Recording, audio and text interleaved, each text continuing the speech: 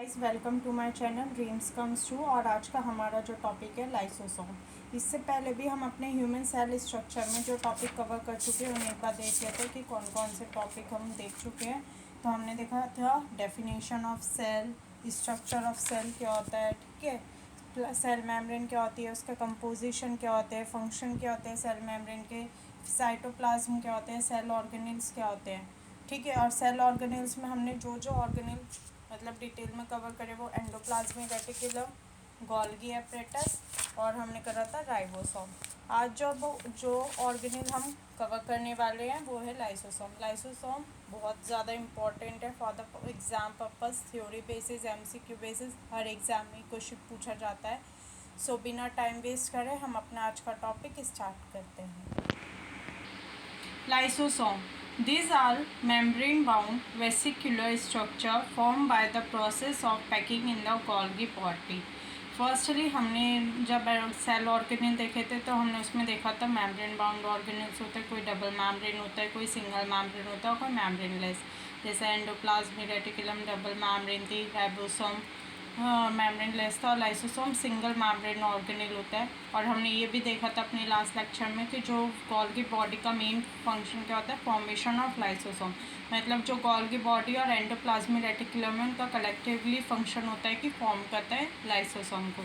तो these are membrane bound vesicular structure होता है ना, form by the process of packing in the Golgi body. अब second point है इसमें containing hydrolysis enzyme. So hydrolysis enzyme क्या होते हैं, जो लाइपेज, प्रोटीएज, कार्बोहाइड्रेट तीनों को डाइजेस्ट करने में हेल्प करें। This are hydrolysis enzyme.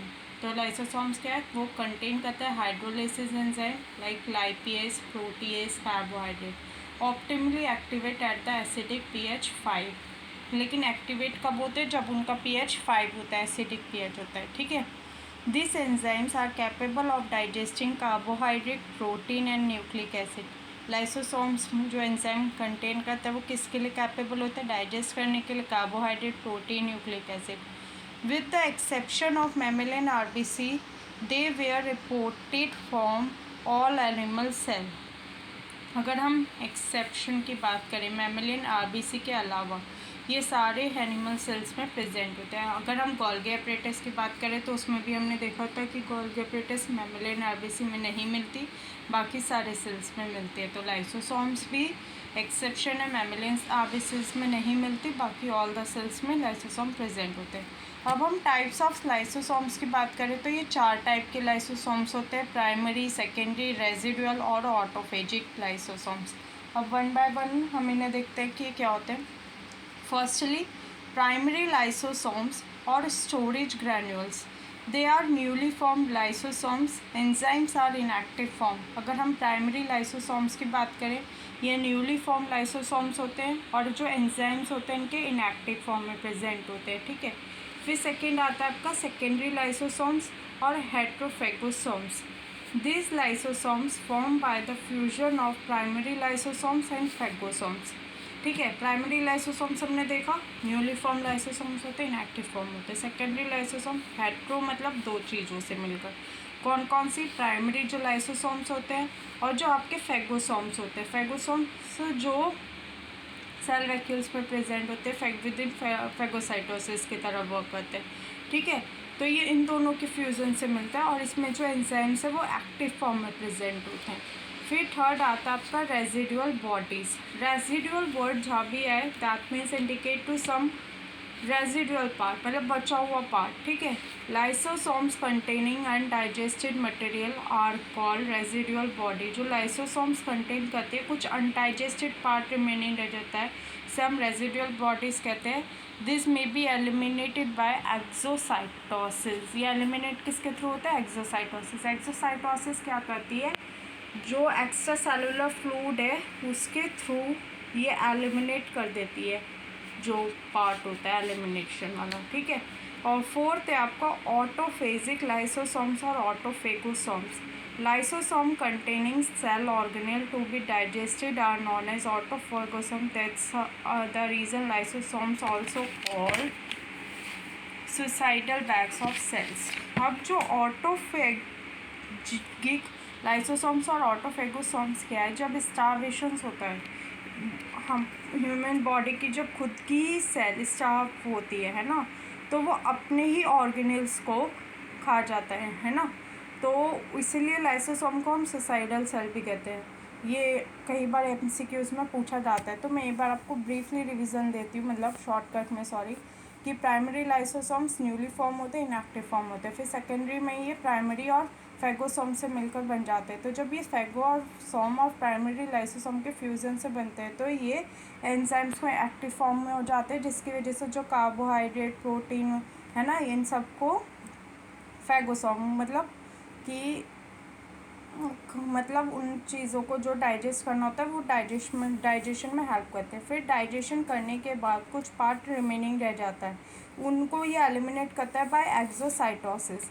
Exocytosis के बाद अगर कंडीशन आती है स्टार्वेशन की, तो लाइसोसोम्स क्या करता है, खुद की ही सेल्स को खा जाता है। उस टाइम उसे हम कहते हैं सुसाइडल सेल। ठीक है, तो ये तो टाइप्स ऑफ लाइसोसोम्स। अगर हम फंक्शन ऑफ लाइसोसोम्स की बात करें तो फर्स्ट है heterophagy. This is the digestion of foreign material receive in cell by phagocytosis and pinocytosis. Firstly मैं बता देती हूँ पिनोसाइटोसिस क्या आता है। जब किसी भी चीज़ का injection of liquid is called pinocytosis. जब हम किसी चीज़ का लिक्विड का इंजेक्शन करते हैं वहाँ पे पिनोसाइटोसिस।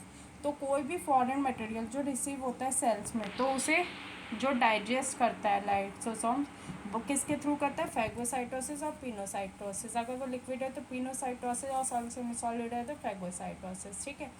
ऑटोफेगी में क्या होता है, डाइजेशन ऑफ ओल्ड और dead cell organelle. Autophagy also take place during starvation of cell. अभी मैंने भी बताया था कि जो ओल्ड और डेड सेल्स ऑर्गेनिल्स होते हैं ये उनका डाइजेशन करता है, और अगर सेल स्टार्वेशन में भी होती है तो तब भी ये उसका भी डाइजेशन करता है। ठीक है। Removal of excess secretory products in cells, और रिमूव कर देता है जो एक्सेस सिक्रेटरी प्रोडक्ट्स होते हैं सेल्स में। ठीक है। और लास्ट फंक्शन होता है secretory functions. Recently lysosomes having secretory function called secretory lysosomes are found in some area melanocytes, mast cell etcetera. अगर हम रिसेंटली की बात करें तो लाइसोसोम में सिक्रेटरी फंक्शन भी है, कुछ जिन्हें हम सिक्रेटरी लाइसोसोम कहते हैं। कहाँ पर प्रेजेंट होता है, मेलेनोसाइट्स में, मास्ट सेल। मास्ट सेल कौन होती है, जो हिस्टामिन हेपेरिन वगैरह सिक्रेट करते हैं। तो ये थे फंक्शन ऑफ लाइसोसोम्स। और ठीक है, टाइप्स ऑफ लाइसोसोम्स और लाइसोसोम्स। तो हमने देखा लाइसोसोम्स क्या होता है, इसमें हाइड्रोलाइसिस एंजाइम प्रेजेंट होता है, एक्टिव होते हैं वो जब उनका एसिडिक पीएच होता है 5। इनके 4 फंक्शन या 4 टाइप्स होते हैं। प्राइमरी, जो इसमें एंजाइम इनएक्टिव फॉर्म होता है। सेकेंडरी लाइसोसोम हेट्रोफैगोसोम, जब कोई फॉरेन मटेरियल आता है तो उन्हें डाइजेस्ट करता है।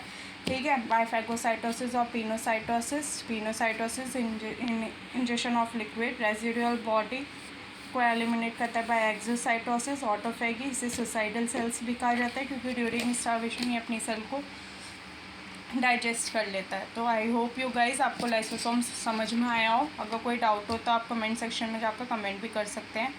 और अगर आपको वीडियो अच्छी लगे तो please like, comment, share and subscribe my channel. Thank you guys for watching this.